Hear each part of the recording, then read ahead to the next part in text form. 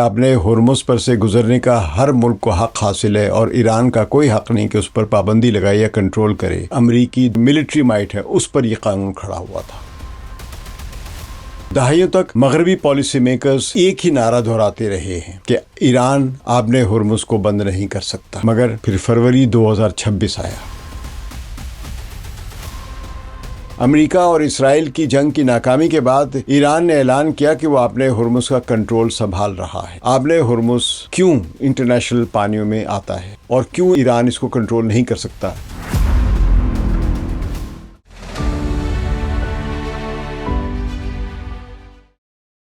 ثقلین امام کو سلام قول کیجیے۔ آج ہمارا موضوع آبِ ہرمز ہے، لیکن اب ہم بات کر رہے ہیں اس کی قانونی حیثیت پر۔ جب قانون اسی بندوق کے ساتھ مر جاتا ہے جس نے اسے نافذ کیا ہوتا ہے۔ کچھ قانون ایسے ہوتے ہیں یا قوانین ایسے ہوتے ہیں جو سب نے مل کر طے کیے ہوتے ہیں، لیکن کچھ نام نہاد قانون ایسے ہوتے ہیں جو صرف کسی ایک طاقتور شخص کی طرف سے مسلط کیے جاتے ہیں اور ان کو ایک قانون کا درجہ مل جاتا ہے۔ تو یہ بات ہم اس طرح سمجھیں کہ کس طرح ایران کی میدان جنگ میں فتح نے اس وسیع اتفاق رائے کو ختم کر دیا جو کبھی قانون ہی نہیں تھا۔ اب تک جو ساری باتیں ہو رہی کہ آبِ ہرمز پر سے گزرنے کا ہر ملک کو حق حاصل ہے اور ایران کا کوئی حق نہیں کہ اس پر پابندی لگائے یا کنٹرول کرے، تو یہ قانون تھا ہی نہیں کبھی بھی۔ یہ ایک بنایا ہوا ایسا قانون تھا جس کی بنیاد ہی امریکی دھونس اور دھاندلی بندوقیں، توپیں اور طیاروں اور ایئر کرافٹ کیریئر اور ان کی جو ملٹری مائٹ ہے اس پر یہ قانون کھڑا ہوا تھا۔ تو یہ قانون تھا ہی نہیں کبھی بھی۔ تو دہائیوں تک مغربی پالیسی میکرز، نیول اسٹریٹجسٹس یعنی جو بحری حکمت عملی کے ماہرین ہیں، اور بین الاقوامی قوانین کے جو پروفیسرز ہیں مغربی یونیورسٹیز میں، خاص طور پہ امریکن یونیورسٹیز میں، وہ ایک ہی نعرہ دہراتے رہے ہیں کہ ایران آبِ ہرمز کو بند نہیں کر سکتا۔ حالانکہ ایران نے کئی مرتبہ مزاحمت کی ہے، بیانات دیے ہیں، لیکن ظاہر ہے اس وقت ایران کہہ سکتا تھا، کر کچھ نہیں کر سکتا تھا۔ تو ان مغربی ماہرین کا کہنا تھا کہ یہ ایک بین الاقوامی آبی گزرگاہ ہے، اس میں آمد و رفت کا راستہ سب کے لیے ایک قطعی حق ہے جسے کوئی ملک روک نہیں سکتا، یعنی ایران نہیں روک سکتا ہے، جس کے بالکل سامنے ہی سے راستہ گزر رہا ہے۔ مگر پھر فروری 2026 آیا۔ 28 فروری کو امریکہ اور اسرائیل نے ایران پر حملے شروع کیے، جنگ مسلط کر دی۔ تو پھر ساری خبروں میں یہ بھی بتایا گیا کہ ایران کے بڑے شہروں بشمول تہران کو بمباری کا نشانہ بنایا گیا، بھرپور قسم کی بمباری کا، جس میں وہاں کے لیڈرز، وہاں کی بچیاں، وہاں کے سارے آرمی کمانڈ پہلے ہی دن کے حملے میں شہید ہو گئے، صفایا ہو گیا ان کا۔ فوری طور پہ ایران نے جوابی کارروائی کی جس میں اسرائیل کے علاوہ بحرین، اردن، کویت، قطر، سعودی عرب اور متحدہ عرب امارات میں واقع امریکی فوجی اڈوں یعنی ملٹری بیسز کو نشانہ بنایا گیا۔ چند ہفتوں کے اندر امریکی 5th فلیٹ یعنی 5واں بحری بیڑا جو کہ بحرین کے بندرگاہ پر تھا، اس کو شدید نقصان پہنچا۔ ایران کے عربی ترجمان محمد اکرمی نیا کے مطابق علاقے میں موجود 15 امریکی فوجی اڈے تباہ ہو گئے۔ واشنگٹن پوسٹ نے تو کہا ہے کہ خطے میں 16 امریکی فوجی اڈے یا تو مکمل تباہ ہو گئے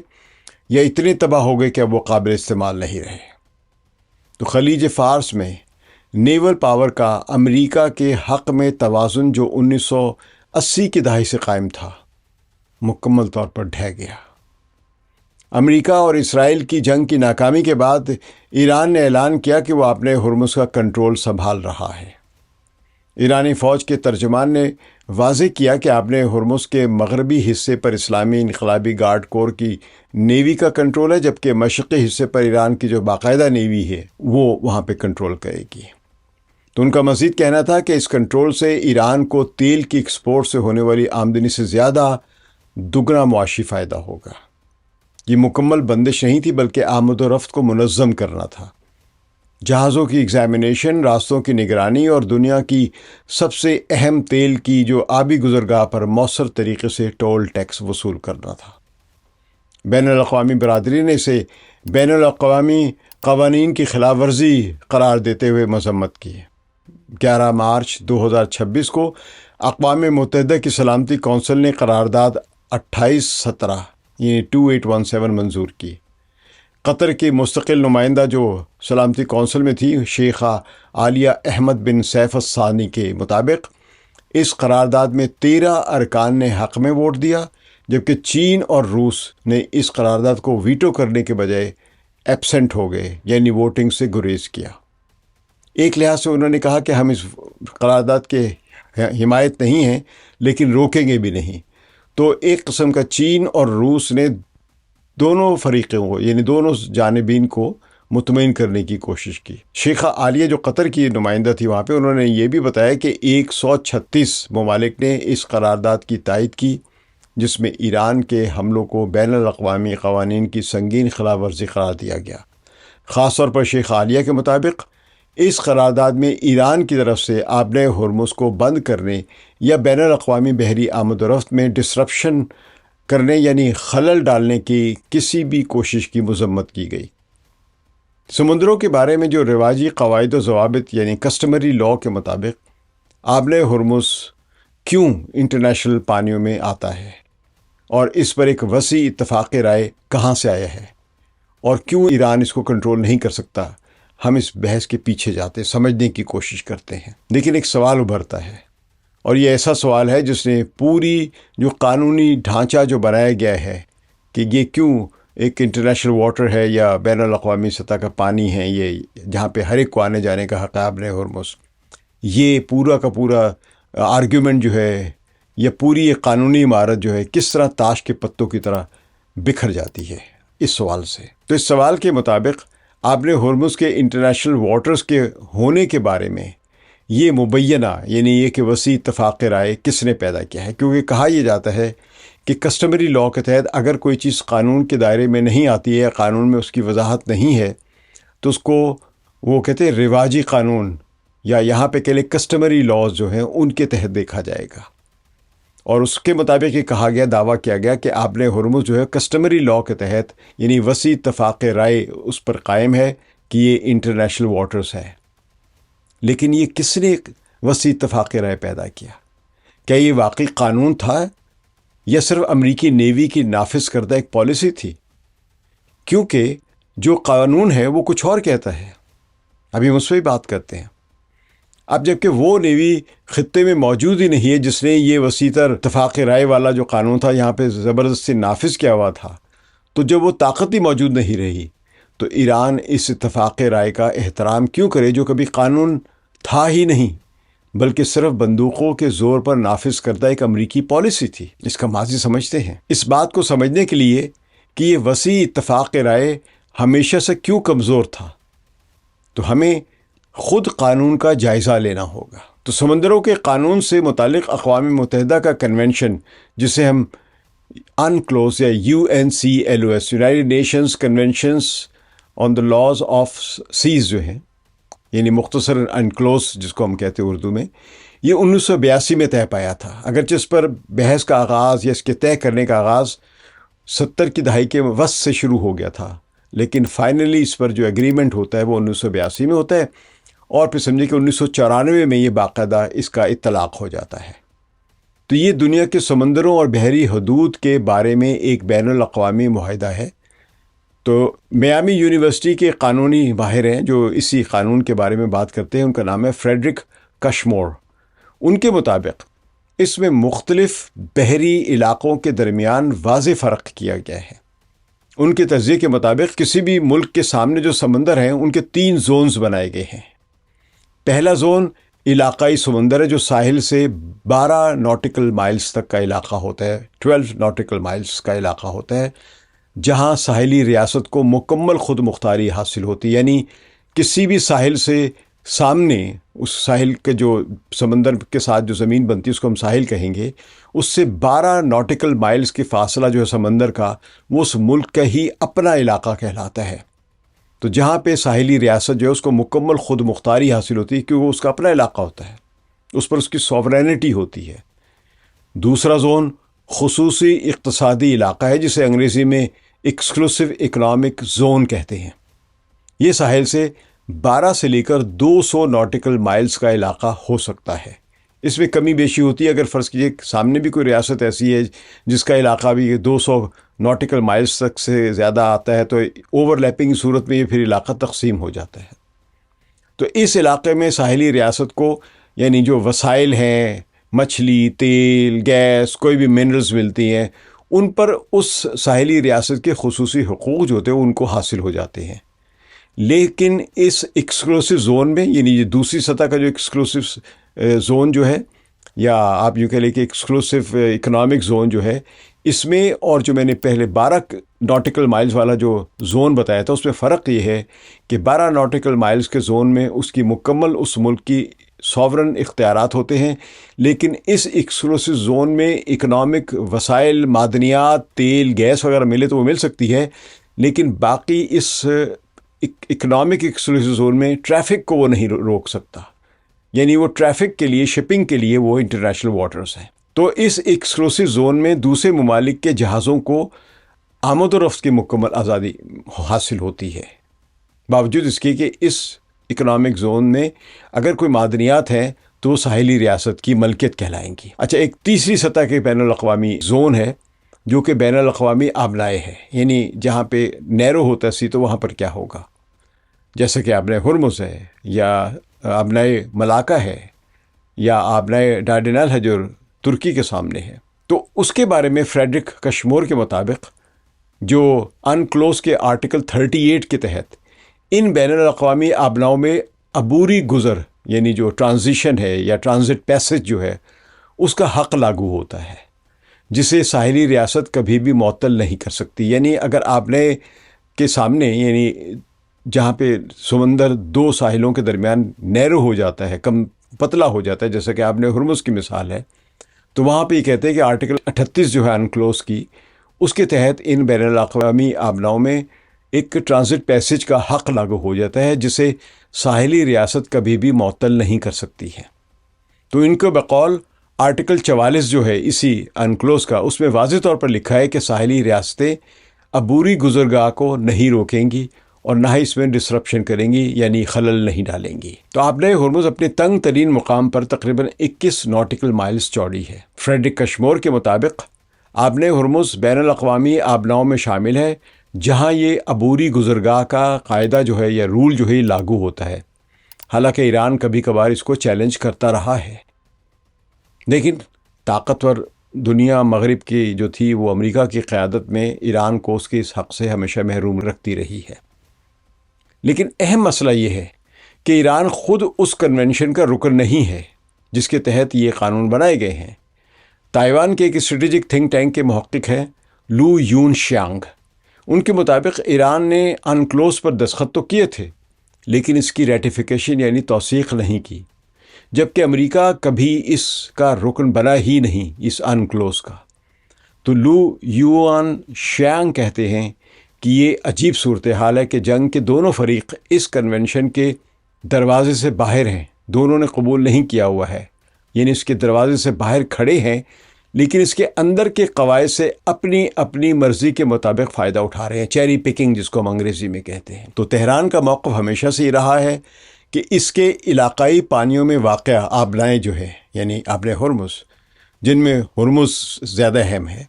اس کی خود مختار اتھارٹی کے تابع ہے، یعنی ایران کی جو بھی اتھارٹی تشکیل دی گئی ہے وہ اب اس پر کنٹرول رکھتی ہے۔ تو جرمن کی جو خبر رسائی ایجنسی ہے DPA، اس کے مطابق ایرانی وزیر خارجہ عباس عراقچی نے نئی دہلی میں برکس ممالک کے اجلاس کے موقع پر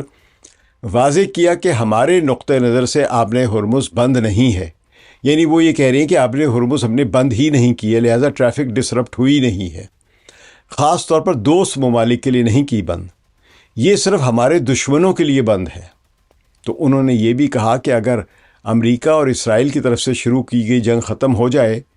اور یہاں پہ مکمل پرامن ہو جائے تو ایران ان پابندیوں کو ختم کر سکتا ہے اور ہر ایک جہاز کے لیے ایک محفوظ جو گزر کا جو حق ہے وہ یقینی بنایا جا سکتا ہے، یعنی ٹرانزیشن کا جو حق ہے، ٹرانزٹ پیسج کا جو حق ہے وہ یقینی بنایا جا سکتا ہے۔ برطانیہ کے جو گارڈین اخبار کی رپورٹ کے مطابق ایران اپنی اس پوزیشن کو مزید قانونی شکل دینے کی کوشش کر رہا ہے۔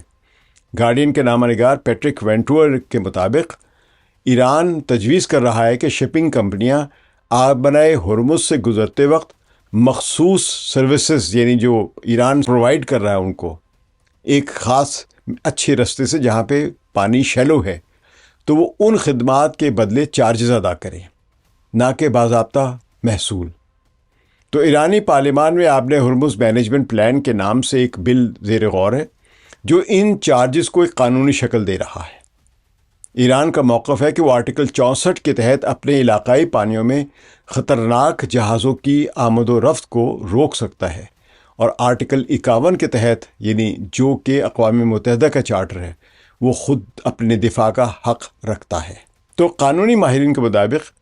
انکلوز کا آرٹیکل 26 ساحلی ریاستوں کو علاقائی پانیوں سے محض گزرنے پر کوئی محصول لینے سے منع کرتا ہے، یعنی صرف گزریں تو ان پر محصول لینے سے منع کرتا ہے، آرٹیکل 26 جو ہے انکلوز کا، UNCLOS کا۔ البتہ کسی مخصوص خدمت کے بدلے فیس لی جا سکتی ہے، کیونکہ وہاں یہ منع نہیں ہے کہ آپ کوئی خدمت دے رہے ہیں یا کوئی لوگوں کی حفاظت کر رہے ہیں یا ان کو شیلو پانی سے بچا رہے کہ ان کے جہاز، بحری جہاز پھنس نہ جائیں۔ تو یہ خدمت ہے، ایک سروس ہے، تو اس سروس کی چارجز لیے جا سکتے ہیں، لیکن یہ فیس امتیازی نہیں ہونی چاہیے، یعنی ایک ملک پر ہو اور دوسرے ملک پر نہ ہو، ایسا نہیں ہونا چاہیے، اور نہ ہی یہ کسی ایسے خطرے کے ذریعے یا اس کا دھمکی دے کے لی جائے جو کہ مصنوعی خطرہ ہو، یعنی مصنوعی خطرہ پیدا کر کے یہ وصول نہیں کی جا سکتی ہے جسے ایران خود پیدا کرے۔ لیکن یہاں پر یہ جنگ ایران نے نہیں، امریکہ اور اسرائیل نے کی ہے، لہٰذا خود ایران بھی خطرے میں اور یہ پورا علاقہ جنگ زدہ ہے۔ تو اس علاقے میں جہاں پہ مائنس ہو بھی سکتی ہیں اور نہیں بھی ہو سکتی ہیں، خطرہ بھی ہے اور نہیں خطرہ ہے، تو وہاں پہ ایک محفوظ مقام دینے کے لیے ایران جو ہے یہ سروسز دے گا۔ اور ابھی ایک اور بات میں کسی اور موقع پہ بیان کروں گا کہ ایران یہاں پہ ایک اپنی انشورنس کمپنی بھی یا انشورنس سسٹم بھی شروع کر رہا ہے کہ جتنے یہاں سے بحری جہاز آئل کارگو یا آئل ٹینکرز یا دوسرے کارگو شپ سے گزریں گے، وہ اس نظام کے تحت اپنی انشورنس کریں گے، تاکہ اگر ان کے بحری جہاز کو کوئی نقصان پہنچے تو پھر وہ انشورنس کمپنی اس کی ذمہ دار ہوگی۔ ابھی اس انشورنس پلان کا کوئی واضح خد و خال سامنے نہیں آئے ہیں، لیکن اس میں چین اور روس کے بھی شامل ہونے کے امکانات ہیں۔ بہرحال واپس آتے اسی موضوع پر، گارڈین کے مطابق ایران کا یہ بھی کہنا ہے کہ ان کی پابندیاں کسی بندرگاہ کو بلاک کرنے یا عام ناکہ بندی سے مختلف ہیں، اور یہ صرف دشمن جہازوں پر عارضی پابندیاں ہیں جو ایران کے علاقائی پانیوں سے گزر رہے ہیں، یعنی دشمن کا جہاز یہاں پہ نہیں گزر سکتا ہے۔ اس پر موضوع پر میں ابھی آگے بات کرتا ہوں کہ ایک ایسا بحری جہاز جو خطرہ نہیں ہے، اس کو انوسنٹ پیسنگ ہے یا انوسنٹ آرٹیکل کے تحت وہ گزرتے ہیں کہ ان سے کسی کو خطرہ نہیں ہے، صرف گزر رہے ہیں۔ لیکن اگر کسی ایسے ملک کا ملٹری شپ یا نیوی کا شپ یا یہاں تک کہ اس ملک سے تعلق رکھنے والے یا اس ملک کا جھنڈا لہرا کر گزرنے والے، اگر وہ ایک عام کارگو شپ ہے یا آئل ٹینکر ہے، تو اس کو بھی دشمن کنسیڈر کیا جائے گا، تو وہ یہاں سے پھر آسانی سے نہیں گزر سکتے، آزادی کے ساتھ نہیں گزر سکتے ہیں۔ تو اب ہم تاریخ کے ایک اہم قانونی فیصلے کی طرف آتے ہیں۔ اقوام متحدہ کے ماحولیاتی پروگرام کے مطابق 1949 یعنی 1949 میں بین الاقوامی عدالت نے، یعنی انٹرنیشنل کورٹ آف جسٹس جو ہے، اس نے کورفو چینل کیس کا ایک فیصلہ دیا تھا۔ یہ کیس برطانیہ اور البانیہ کے درمیان تھا، کیونکہ البانیہ کے ساحل کے قریب ایک کورفو ایک چینل ہے، تو وہاں پہ برطانیہ کا جہاز جو تھا وہ کسی سی مائن کے ساتھ ٹکرایا تھا اور اس کو نقصان پہنچا، تو کافی سارے لوگ ہلاک بھی ہوئے تھے اس میں۔ تو وہ البانیہ کے خلاف برطانیہ نے مقدمہ دائر کیا تھا ICJ میں، اور اس میں فیصلہ برطانیہ کے حق میں آیا تھا۔ تو اس فیصلے میں عدالت نے یہ اصول قائم کیا کہ بین الاقوامی آبنائے سے گزرنے کا حق مسلح تصادم کے دوران بھی معطل نہیں کیا جا سکتا، یعنی اگر مسلح تصادم ہو رہا ہے، یعنی ایران اور امریکہ اور اسرائیل کے درمیان جنگ ہے، تو تب بھی کسی بھی اسٹریٹ سے یا آبنائے سے وہاں پہ جو عام جو شپس ہیں ان کو ان کے گزرنے کے حق سے محروم نہیں کیا جا سکتا۔ تو یہی وہ قانونی ٹکراؤ ہے جو آرٹیکل 51 اقوام متحدہ کے چارٹر کا جو 51 جو ہے اس کے تحت خود دفاع کا دعویٰ کورفو چینل کے اصول سے ٹکراتا ہے۔ یعنی کورفو چینل پر جو ICJ نے جو فیصلہ دیا وہ اقوام متحدہ کے آرٹیکل 51 کے اس روح سے متصادم ہے۔ تو اگر دو قوانین متصادم ہیں تو برتری کس کو ملے گی؟ ظاہر ہے اقوام متحدہ کے چینل کے جو قوانین ہیں یا اصول و ضوابط طے کیے گئے ان کو ملے گی، ICJ کے فیصلے کو نہیں۔ تو لو یون شیانگ جو ہے، جو کہ میں نے بتایا تائیوان کے ایک ماہر ہیں، بین الاقوامی سمندری قانون کے ایکسپرٹ ہیں، تو ان کے مطابق ایرانی حکومت اس قانونی پیچ کو خوب سمجھتی ہے۔ وہ کہتے ہیں کہ تہران جانتا ہے کہ اگر وہ اپنی فوجی کارروائیوں کو خود مختار انتظامی اقدامات کا رنگ دے سکے تو بین الاقوامی عدالتوں کے طویل مقدمات کے دوران اسے اہم اسٹریٹجک فائدہ حاصل ہو جائے گا۔ اس کے علاوہ ایک اہم ترین بات کی نشاندہی پاکستان کے ایک معروف قانون ماہر اور سابق وزیر قانون احمر بلال صوفی نے کی، وہ یہ کہ سمندری علاقوں میں شپنگ آزاد ٹریفک کے جو قواعد و ضوابط ہیں، یعنی آپ آ جا سکتے ہیں چاہے کچھ بھی حالات ہوں، تو انہوں نے کہا یہ کنونشنز، کسٹمری لاز یا انکلوز، یعنی United Nations convention on law of the sea UNCLOS, جس کا میں نام بار بار لے رہا ہوں، ان جیسے قوانین جو ہیں یہ حالت جنگ میں ساقط ہو جاتے ہیں، یعنی غیر مؤثر ہو جاتے ہیں۔ تو کچھ قوانین عام حالات میں ہیں، لیکن جب جنگ ہے تو وہاں پہ جنگ کے قوانین جو ہے وہ پھر لاگو ہو جاتے ہیں۔ تو ان کے مطابق حکومت پاکستان نے جب ایران اور امریکہ کے درمیان سیز فائر کرانے کی کوششوں کا آغاز کیا تھا تو پاکستان نے امریکہ کو یہی مشورہ دیا تھا کہ جب تک جنگ جاری ہے ایران آبِ ہرمز کو کنٹرول رکھنے کا جواز رکھتا ہے، اس لیے سیز فائر کے بعد ہی ایران سے UNCLOS یعنی انکلوز کے حوالے سے بات کی جا سکتی ہے۔ یہ احمر بلال صوفی نے بڑی اہم ایک فرق بتایا حالت جنگ میں قانون کا اطلاق اور امن کے حالات میں قانون کا اطلاق۔ 2026 کے وسط میں حقائق کی صورتحال یکسر بدل چکی تھی۔ انٹرنیشنل نیوز ایجنسیز کے مطابق ایران کے میزائل اور ڈرون حملوں نے امریکی ایئر ڈیفنس سسٹم پیٹریٹ اور تھاٹ کو، جو اس کے خطے میں 15 فوجی اڈے تھے، ان کو تباہ کر دیا، اور نہ صرف اس ایئر ڈیفنس سسٹم کو ختم کیا بلکہ ان فوجی اڈوں کو بھی مکمل طور پر یا جزوی طور پر تباہ کر دیا۔ کئی جو ہے امریکی نیوی کے جو ایئر کرافٹ کیریئر جو تھے، یعنی جن پہ جیرالڈ فورڈ اور ابراہم لنکن تھے، ان کو کافی نقصان بھی پہنچایا اور وہ پسپا ہونے پر مجبور ہو گئے۔ اور خاص طور پہ اسی جنگ کے دوران امریکہ کی جو 5th فلیٹ جو تھا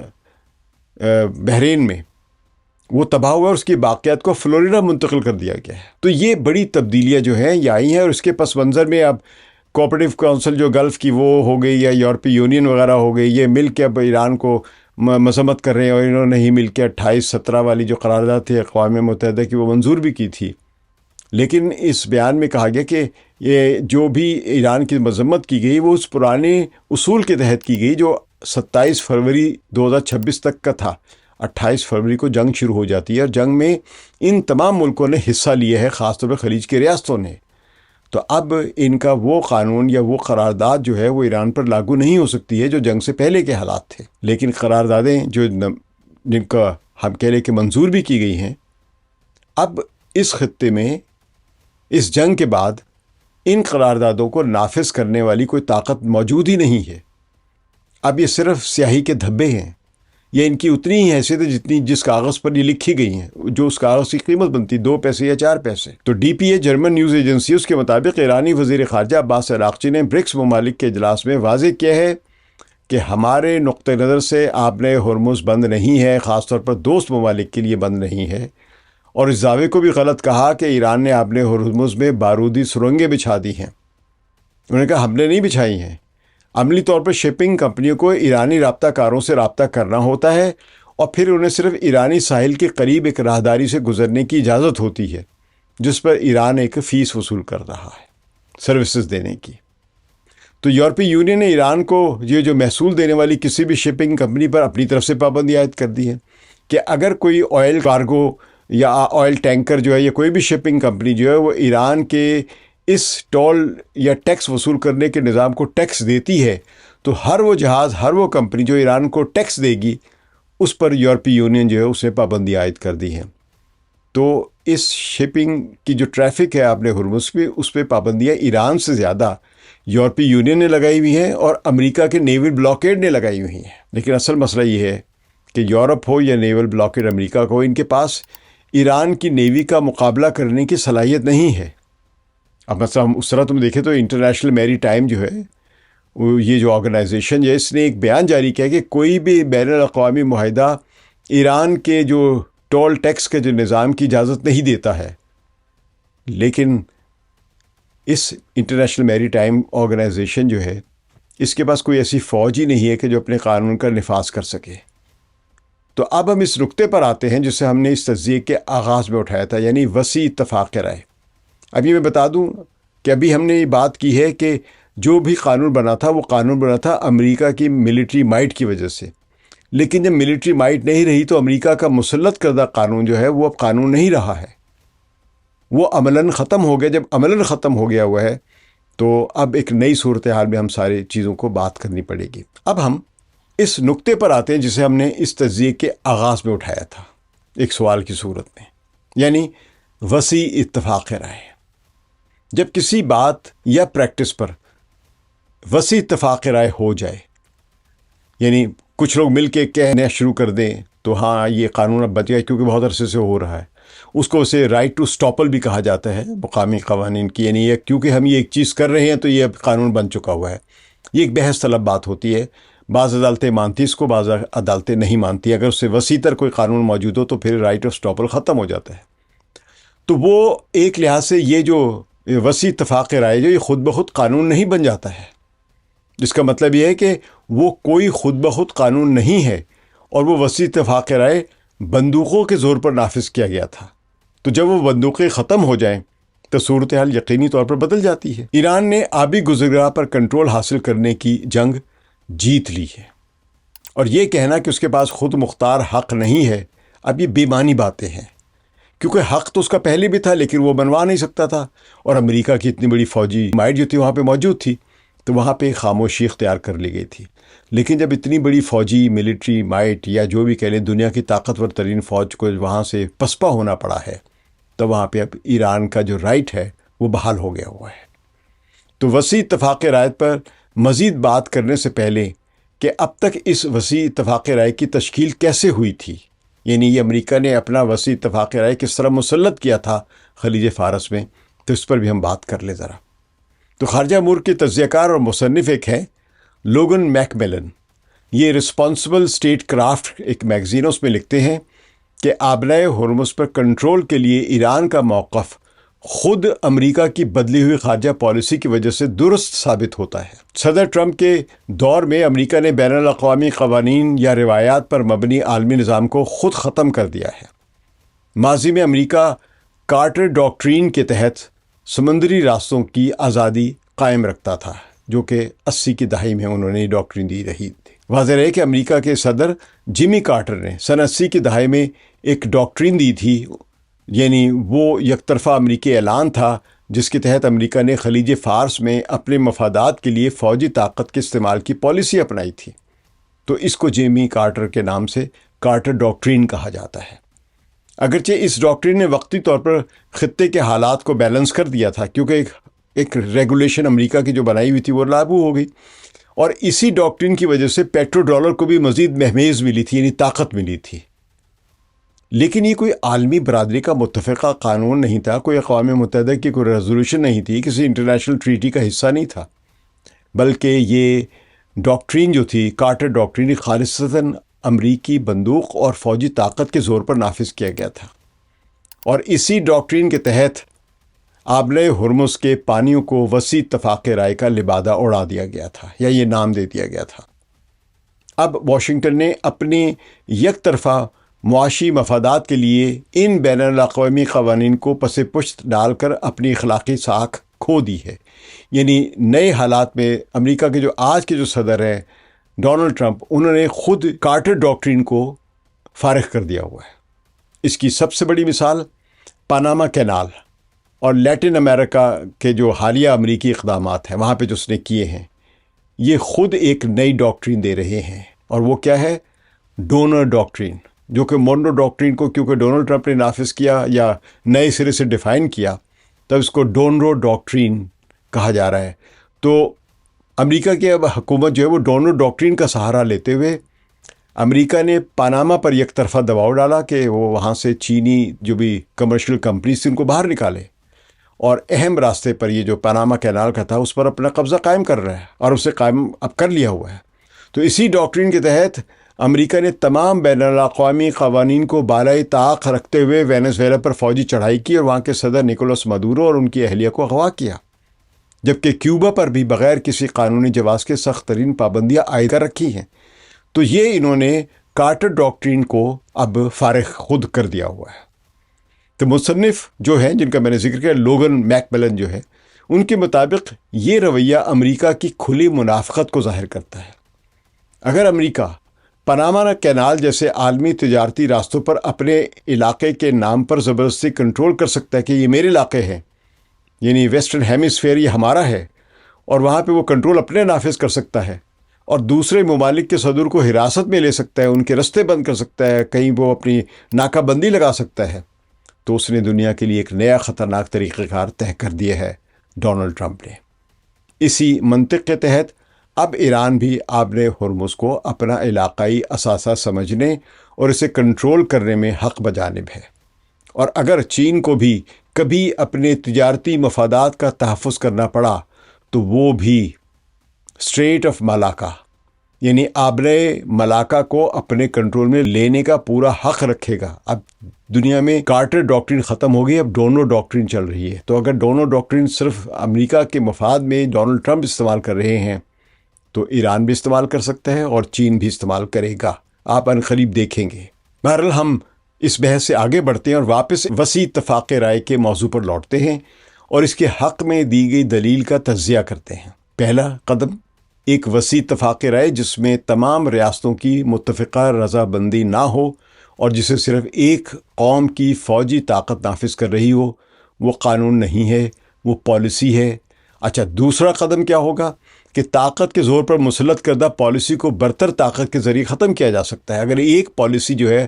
وہ ایک ملک نے اپنی طاقت کے ذریعے نافذ کی ہے اور وہ طاقت کمزور ہو جائے اور کوئی اور ملک طاقتور بن جائے تو پھر اس کی پالیسی وہاں پر نافذ ہو سکتی ہے۔ تو تیسرا قدم یہ ہوگا کہ ایران نے فوجی کامیابی کے ذریعے اس طاقت کو تباہ کر دیا جو پہلے امریکی پالیسی کو نافذ کر رہی تھی۔ اور چوتھا نتیجہ کیا نکلا ہے؟ یہ قانونی دلیل کہ ایران کے پاس آبِ ہرمز پر خود مختار حقوق نہیں ہے، کبھی بھی امریکی فوجی طاقت سے آزاد نہیں تھی۔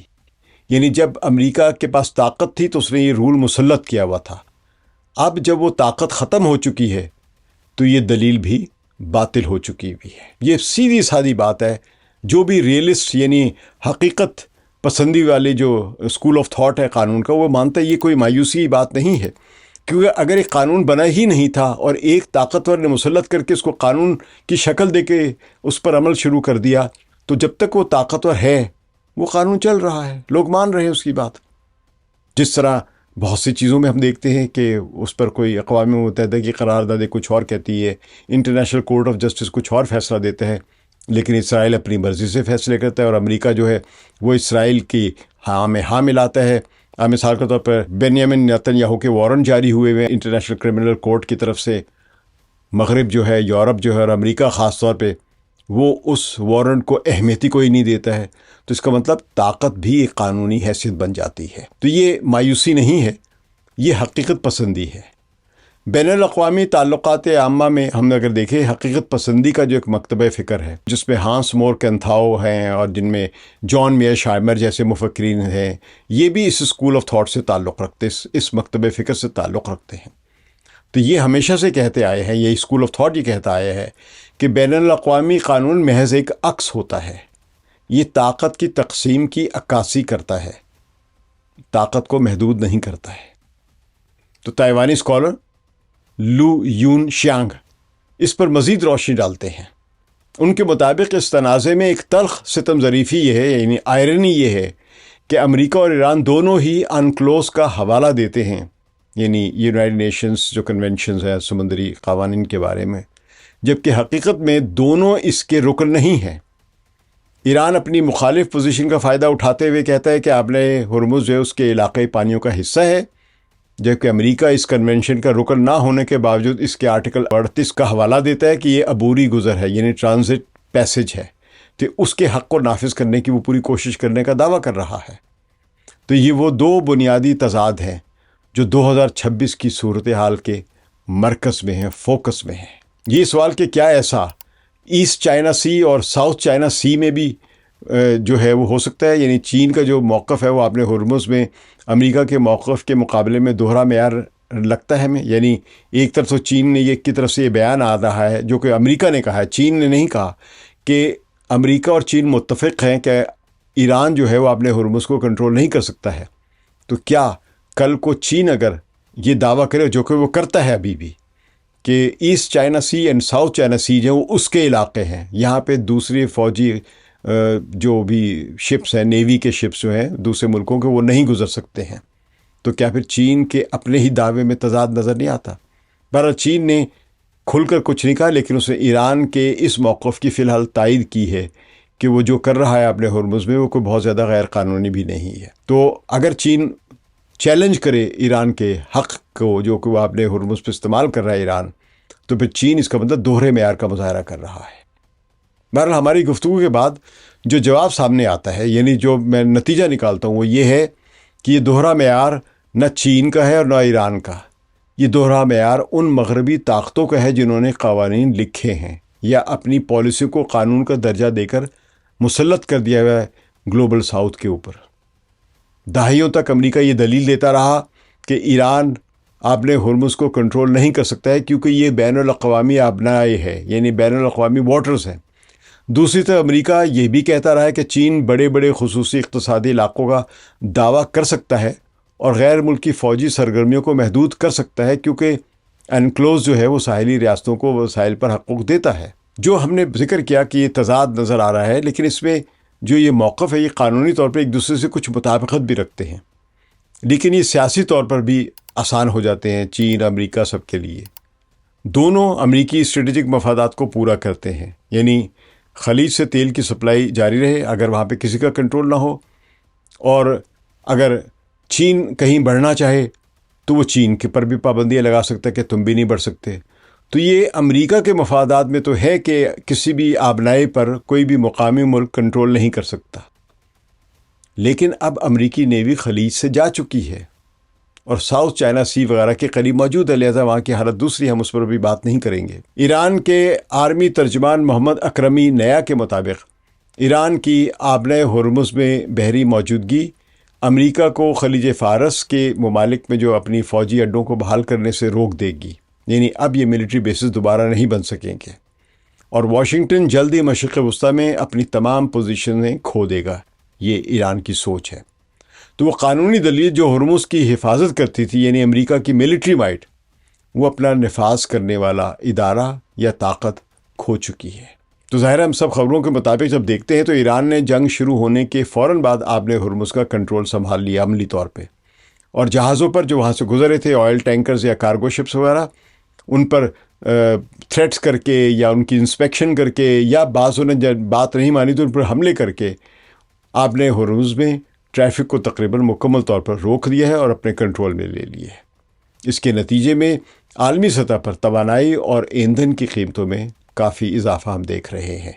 60% سے زیادہ اضافہ ہو چکا ہوا ہے، اور حالات اگر مزید خراب ہوتے ہیں تو ڈبل ہو جائے گا، 100% اضافہ ہو جائے گا، اور شاید 100% سے بھی زیادہ اضافہ ہو جائے۔ تو قوانین پر مبنی بین الاقوامی نظام جو تھا، قوانین کا جو ایک مجموعہ نہیں ہے، بہت سارے قوانین جو ہم کو سمجھ رہے ہوتے ہیں کہ کسٹمری لاز وغیرہ، یہ کسی باقاعدہ اقوام متحدہ کے منظور کردہ قوانین کا حصہ یا ان کا مجموعہ نہیں ہوتے ہیں، یہ کسی ایک طاقتور یا سپر پاور کی طرف سے مسلط کردہ اپنے ان کے قانون ہوتے ہیں جن کو دنیا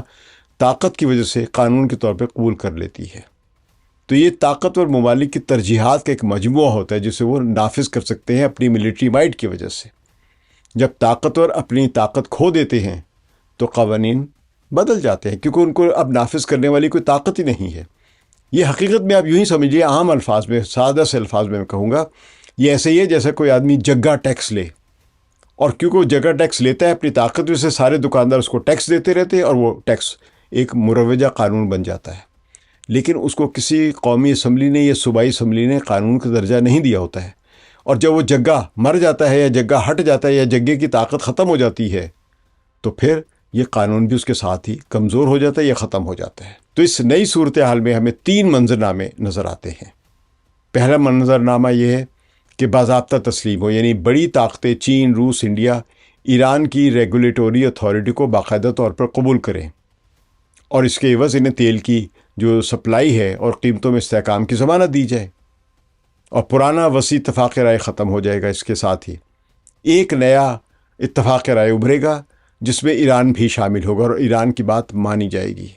تو گارڈین اخبار جو اس کے مطابق ایران عمان کے ساتھ اس معاملے پر بات چیت کر رہا ہے اور دونوں ممالک اقوام متحدہ اور انٹرنیشنل میری ٹائم آرگنائزیشن سے اپنے منصوبے کے لیے حمایت حاصل کرنے کی کوشش کریں گے، اور انٹرنیشنل میری ٹائم آرگنائزیشن کو یہ بات ماننی پڑے گی کیونکہ خطے میں حقیقت میں زمینی حقائق اب یہی ہیں۔ اگر وہ نہیں بھی مانیں گے تو کوئی فرق نہیں پڑے گا۔ دوسرا منظرنامہ ہم ذہن میں لاتے ہیں، اگر نفاذ کے بغیر دائمی تنازع رہے گا، یعنی قانون کوئی وہاں پہ ہوگا نہیں جو کہ اقوام متحدہ یا یورپی یونین یا انٹرنیشنل میری ٹائم آرگنائزیشن وغیرہ جو ہیں وہ جس قانون کو قانون کہتے ہیں وہ اس کی زمین پر کوئی اپلیکیبلٹی نہیں ہوگی، اس کا نفاذ ہی نہیں کوئی ہوگا، تو پھر وہ جو ہیں وہ یہ سارے مل کر ایران کی مذمت کرتے رہیں گے اور ایران انہیں نظر انداز کرتا رہے گا۔ کمرشل شپنگ یعنی جو ہے وہ ایرانی محصولات کے مطابق ڈھل جائے گی، یعنی کمرشل شپس کو وہاں سے گزرنا ہے، بہت بڑی دنیا کی تجارت ہوتی ہے، تیل نکلتا ہے، فرٹیلائزر نکلتی ہے، گیس نکلتی ہے اور بہت ساری کاروباری چیزیں، سامان آتا ہے اور جاتا ہے، تو ان شپس نے تو کام کرنا ہی کرنا ہے، تو وہ محصولات دیتے رہیں گے اور گزرتے رہیں گے، چاہے یہ جو قانونی دلیل ہے یہ چاہے ہمیشہ رہے کہ یہ غیر قانونی کام ہے، لیکن ٹیکنیکلی اینڈ پریکٹیکلی یہ عملی طور پر یہ جو انٹرنیشنل لاز کے جو بھی نمائندے ہیں یا اقوام متحدہ یا یورپی یونین ہے یا انٹرنیشنل میری ٹائم آرگنائزیشن جو ہے، ان کے بیانات اور ان کا قانون صرف کاغذوں پر لکھا رہے گا۔ تو قطر نیوز ایجنسی کے مطابق برطانیہ اور گلف کوآپریٹو کونسل کے ممالک نے مشترکہ بیان میں بحری راستوں اور آزادی آمد و رفت کی حفاظت پر زور دیا ہے، بیان ہے، لیکن اس بیان کو نافذ کرنے کے لیے ضروری فوجی طاقت کی موجودگی ہمیں نظر ہی نہیں آ رہی اب کہیں۔ کہتے ہیں کہ فرانس نے اپنا ایک فلیٹ بھیجا ہے، برطانیہ نے اپنی کوئی سب میرین بھیجی ہے، امریکہ نے 2 3 پتہ نہیں 4 ایئر کرافٹ کیریئرز بھیجے ہیں، تو بھئی وہ آئیں اور ایران سے چھین لیں، پھر شاید ان کا قانون بحال ہو جائے۔ فی الحال تو ایران کا قانون چل رہا ہے کیونکہ ایران نے بتا دیا کہ قبضہ اس کے پاس ہے، اور جب ایسا قانون جو طاقت کی وجہ سے نافذ کیا ہوا ہے اور اس نافذ کرنے کے بعد اس کو کسٹمری لا سمجھا گیا ہو، تو وہ قانون اسی طرح ہی ختم بھی ہو سکتا ہے کہ جب اس کسٹمری لا کے نفاذ کی طاقت ہی ختم ہو گئی ہے تو وہ کسٹمری لا بھی ختم ہو جاتا ہے۔ اچھا، تیسرا امکان یعنی تیسرا منظرنامہ ہے وہ یہ ہے کہ ایران کی اس موجودہ طاقت کے خلاف کوئی جوابی طاقت کا ابھرنا، یعنی ایک نیا اتحاد ابھرے جس کے پاس فوجی اور اکنامک اتنی طاقت ہو کہ وہ پھر ایران کی اس جو آپ نے ہرمز کو کنٹرول کرنے کی جو پاور ہے اس کو وہ چیلنج کرے۔ مثال کے طور پہ چین یا انڈیا یا کوئی اور مل کے یہ ایسے ملک جو ہیں وہ ایران کے کنٹرول کو چیلنج کریں، اور اس کے کرنے کے لیے اپنی یہ جو نیول فورسز ہیں، کیونکہ چین کے پاس بھی بہت سے ایئر کرافٹ کیریئرز ہے اور انڈیا بھی اپنے آپ کو سمجھتا ہے کہ وہ بحر ہند کا ماما چاچا یا جگہ ہے، تو وہ اگر چین اور انڈیا مل کر اگر ایران کو چیلنج کریں تو ہو سکتا ہے پھر وہاں پہ ایران کمزور ہو جائے۔ تو یہ سابقہ اتحادیوں کے درمیان جنگ ہوگی، یعنی کیا ایران سے چین لڑے گا یا ایران سے انڈیا لڑے گا؟ تو موجودہ طاقت کی تقسیم کے پیش نظر یہ کم سے کم ممکنہ منظرنامہ ہے کہ چین ایران سے لڑے گا یا انڈیا ایران سے جا کے لڑے گا۔ تو اس لحاظ سے یہ بہت کم امکان ہے، لیکن 100% ناممکن بھی نہیں ہم کہہ سکتے۔ تو ہمارے تجزیے کے مطابق جو ترجیحی منظرنامہ بنتا ہے وہ پہلا منظرنامہ ہے، اور اس کی دلیل کہ یہ منظرنامہ نہ صرف ممکن ہے بلکہ قانونی طور پر جائز بھی ہے، انتہائی مضبوط بھی ہے، کیونکہ آپ دیکھیں گے انقریب چین بھی اسی منظرنامے کو قبول کرے گا، ایران کے آبر ہرمز کے معاملے کو وہ سپورٹ دے گا، کیونکہ اس میں چین کا اپنا حق بھی بنتا ہے کہ پھر وہ بھی کل کو کسی بھی صورت میں امریکہ سے اگر جنگ ہوتی ہے یا تنازعات پیدا ہوتے ہیں یا کشیدگی ہوتی ہے تو وہ اسٹریٹ آف ملاکا پر اپنا قبضہ جما سکتا ہے یا کنٹرول کر سکتا ہے، اور ایسٹ چائنا سی اور ساؤتھ چائنا سی میں بھی اسی دلیل کی بنیاد پر وہ اپنا حق منوا سکے گا چین۔ اس لیے چین ایران کے خلاف بیان نہیں دے گا۔ اگر قانون طاقتوروں کی مرضی ہے اور طاقت ایران کی طرف منتقل ہو چکی ہے تو ایران کا کنٹرول اب خود ایک قانون ہے۔ یہاں پہ وہ وسیع اتفاق والا جو نظریہ ہے وہ اب اپلیکیبل نہیں ہے یہاں پہ۔